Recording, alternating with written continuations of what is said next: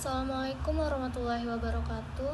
Nama saya Anggi Romaito dengan NIM 12020722526. Di sini saya akan menjelaskan materi fikih yaitu pinjam meminjam atau ariyah, utang piutang atau al-qarad, dan pengalihan utang atau hiwalah.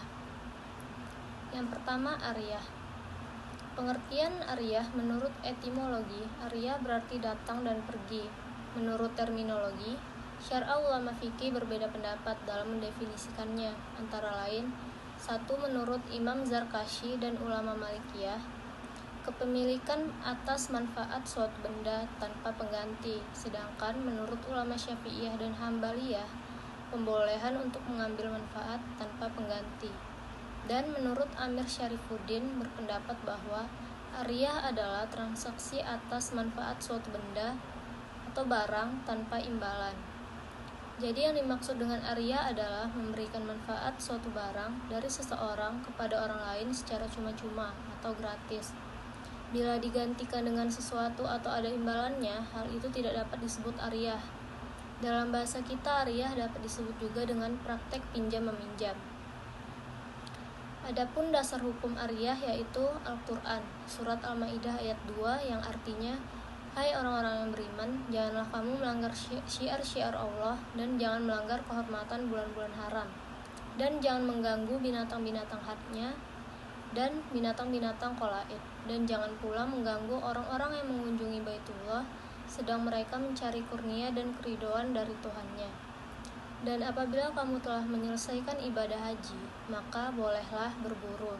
Dan janganlah sekali-sekali kebencianmu kepada sesuatu kaum karena mereka menghalangi kamu dari Masjidil Haram, mendorongmu berbuat aniaya kepada mereka, dan tolong-menolonglah kamu dalam mengerjakan kebajikan dan takwa. Dan jangan tolong-menolong dalam berbuat dosa dan pelanggaran. Dan bertakwalah kamu kepada Allah, sesungguhnya Allah amat berat siksanya." Dasar hukum yang kedua ada hadis. Berdasarkan hadis, ulama fikih mengatakan bahwa ariyah hukumnya sunnah, karena melakukan ariyah merupakan salah satu bentuk ketaatan kepada Allah. Ariyah bisa dilakukan oleh siapapun, bahkan orang kaya pun bisa melakukan ariyah. Namun, pinjaman itu adalah hutang yang harus kita kembalikan, dan kita ingat kapan waktu kita akan kembalikan pinjaman yang kita pinjam dari orang lain atau dari lembaga yang meminjamkan pinjaman. Selanjutnya ada rukun dan syarat ariyah. Pelaksanaan ariyah secara umum, jumhur ulama fiqh menyatakan bahwa rukun ariyah ada 3, yaitu: yang pertama, orang yang berakad atau akid. Orang yang berakad diisyaratkan harus balik dan berakal. Yang kedua, objek yang diakadkan. Objek yang diakadkan diisyaratkan barang yang bermanfaat dan dapat dimanfaatkan oleh peminjam. Yang ketiga, syigot atau ijab qabul. Ijab qabul harus dengan lisan, tetapi dapat pula dengan isyarat bagi orang bisu. Ijab qabul harus jelas, tidak mengandung lafaz ganda yang dipahami oleh orang yang berakad.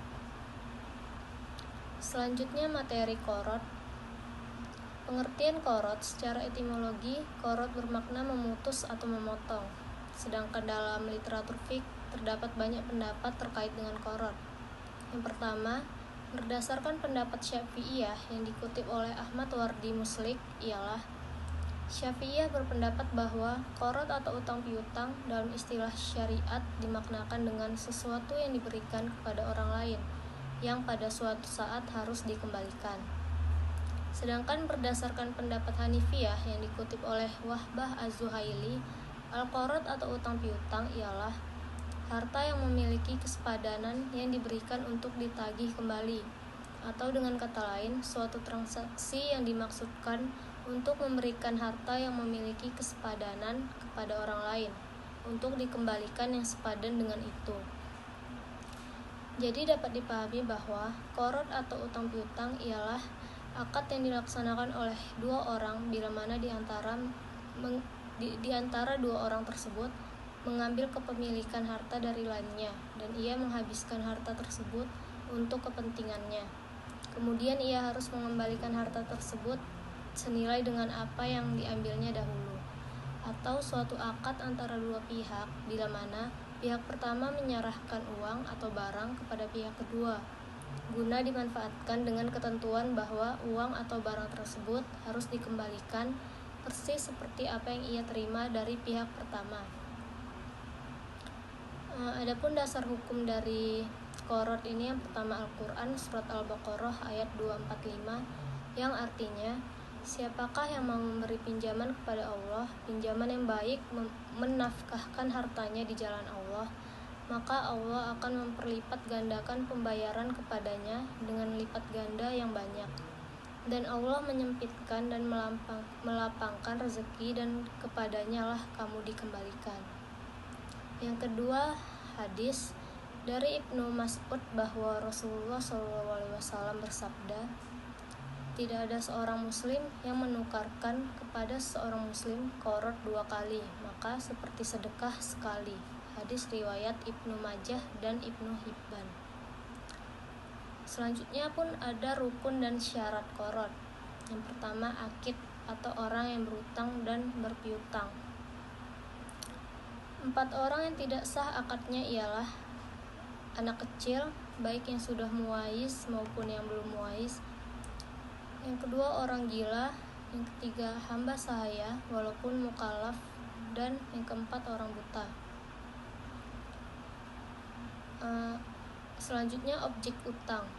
Objek utang piutang harus memenuhi syarat-syarat sebagai berikut. Yang pertama, benda bernilai. Yang kedua, dapat dimiliki. Yang ketiga, dapat diberikan kepada pihak yang berutang. Dan yang keempat, telah ada pada masa perjanjian dilakukan. Selanjutnya, sigot atau ijab dan qabul. Ijab qabul harus dengan lisan, tetapi dapat pula dengan isyarat bagi orang bisu.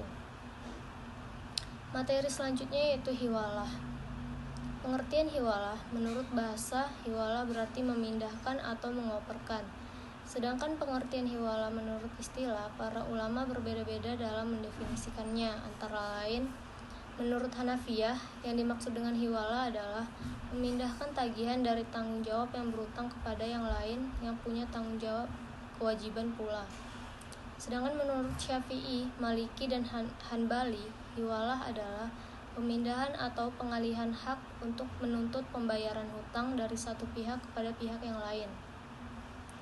Adapun dasar hukumnya, yang pertama itu Al-Quran surat Al-Ma'idah ayat 2 yang artinya, dan tolong-menolonglah kamu dalam mengerjakan kebajikan dan takwa, dan jangan tolong-menolong dalam berbuat dosa dan pelanggaran. Dan bertakwalah kamu kepada Allah, sesungguhnya Allah amat berat siksanya. Selanjutnya hadis, menunda-nunda pembayaran hutang oleh orang yang telah mampu membayar adalah suatu kezoliman. Maka jika seseorang di antara kamu dialihkan hak penagihan piutangnya atau dihalawahkan kepada pihak yang mampu, terimalah. Hadis riwayat Al-Bukhari dan Muslim. Selanjutnya ada rukun dan syarat hiwalah. Menurut Hanafiyah, bahwa rukun hiwalah hanya satu, yaitu ijab dan qabul, yang dilakukan antara yang menghiwalahkan dengan yang menerima hiwalah. Adapun syarat-syarat hiwalah menurut Hanafiyah, yang pertama ada muhil. Muhil atau orang yang memindahkan utang. Muhil harus orang yang balik dan berakal. Yang kedua ada muhtal atau orang yang menerima hiwalah. Muhtal harus orang yang balik dan berakal. Yang ketiga ada muhal alaih atau orang yang dihiwalahi.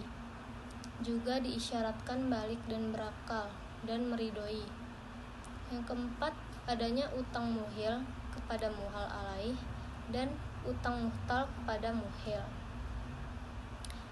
Sekian pembahasan materi fikih tentang utang piutang atau Al-Qorad, pinjam meminjam atau ariyah, dan pengalihan utang atau hiwalah.